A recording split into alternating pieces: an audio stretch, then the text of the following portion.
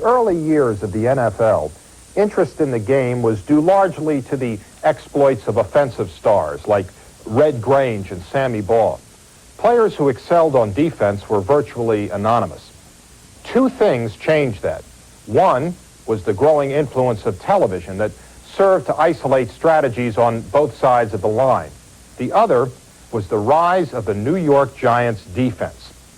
Under the leadership of a young assistant coach named Tom Landry, they captured the public's imagination by not only out-hitting, but often out-thinking opposing offenses.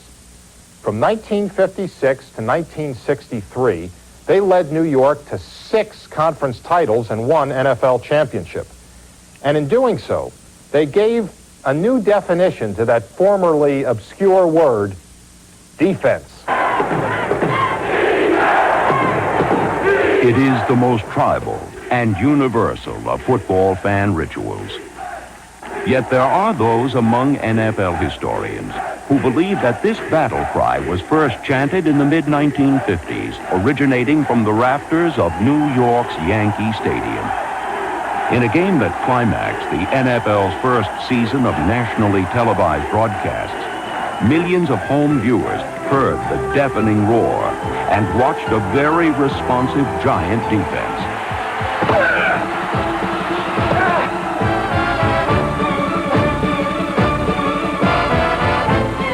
The Giants' crushing championship win over the Chicago Bears was the beginning of an 8-year era that saw a whole new type of slugging power come to the fabled house that Ruth built.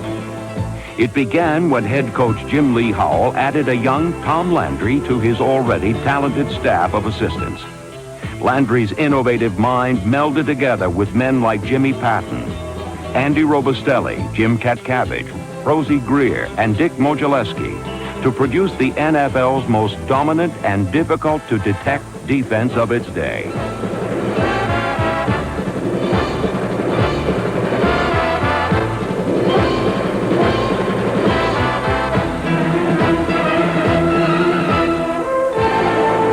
They were the first defensive team that all of a sudden started putting the good athletes over on defense.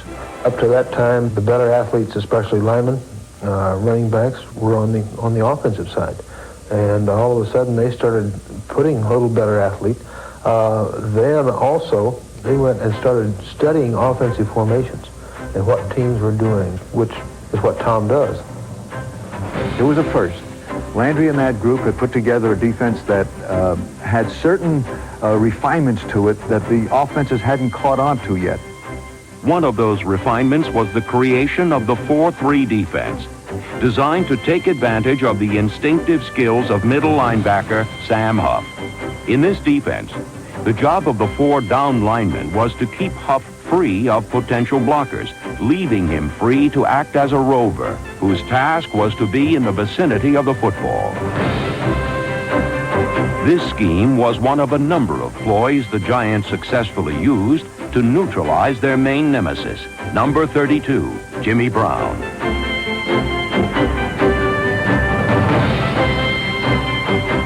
Sam was basically the quarterback of that defense, and he had the flair to understand that he was in New York, so he became an instant celebrity by attaching himself to my legs quite often. We hit him whether he had the ball or not, and we knew that we had to stop Brown because their offense was built around him. Why shouldn't you? You know, the man averaged 5.2 yards a carry lifetime. We had to stop Jim Brown to beat the Cleveland Browns, and we were able to do it because of the defense we had in those days. We played what we called the coordinated defense. We were able to shut down the gaps for him where he couldn't find the gap to get through, and we were successful, probably better than anybody. No one stops him completely, obviously. He's too great a back to have that happen, but we slowed him down enough so that we ended up in the late 50s of being in a lot of championship games, and Cleveland wasn't. In addition to capably handling their rivals from Cleveland, the Giants' defense also became highly proficient at putting points on the board. This mixture of creative stratagems and game day opportunism endeared this unit to their fans. Along with the public praise and adulation, media attention was for the first time devoted to a defense. Giant defenders were not portrayed as mindless brutes. but rather as a team-oriented group of friendly, thoughtful, and articulate men. This high-gloss treatment, however, did not wear well with all of their teammates. There was a lot of animosity, a lot of jealousy between the offensive unit and the defensive unit, because the defense really came into prominence for the first time, I guess, in the history of pro football. In those days, they didn't even introduce the defensive ball players. It was only the offensive ball players that were introduced before the game. And it was always, ladies and gentlemen, number 16 from Southern California, Frank Gifford. In those days, when Sam Huff was maybe making 8,000 or 9,000 and fighting Wellington Mara to make it 10, I might have been making 18 or 20. That didn't sit too well with the likes of a Sam Huff. There was a little animosity about that because we were doing on defense, we were doing an awful lot of playing, and we were holding teams, to 6 points and to 3 points. And we went 3 games, I remember, and never scored a touchdown offensively, and we won 2 of them. At one period, when we'd come off the field, Sam might say, see if you can hold them, and we'll try and score on defense the next time around. Despite the presence of any ill will, those who came into contact with this unit grudgingly agreed that they were pioneers in the effort to bring teamwork and intellect to defense. The most intelligent defensive club in football, New York Giants. Every man knew his position, knew what he's supposed to do, knew where he's supposed to help out. They played together probably as well as any team I've ever coached. They had just a sense of feel, between each other. It was a good football team. It was good talent, but it wasn't really any better than some of the teams in those days. But their ability to play together and believe in each other, the way they believed in each other, was tremendous. In 1960, Tom Landry moved on to coach the Dallas Cowboys, but the men he left behind went on to play in 3 more NFL championships.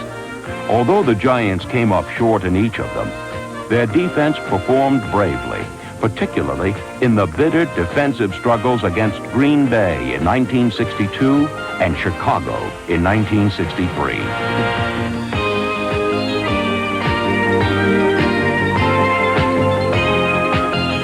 Ironically, a dynasty both began and ended with a title game against the Bears.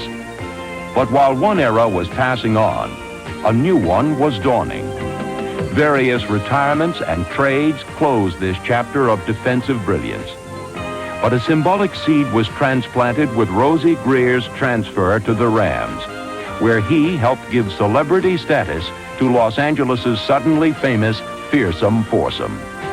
It was a start of a colorful age in professional football, where dominant defenses no longer lacked adulation and recognition. So whether they were called the Purple People Eaters, the Steel Curtain, or Doomsday, all of them owed a small debt of gratitude to a group of men who came together in New York's Yankee Stadium and who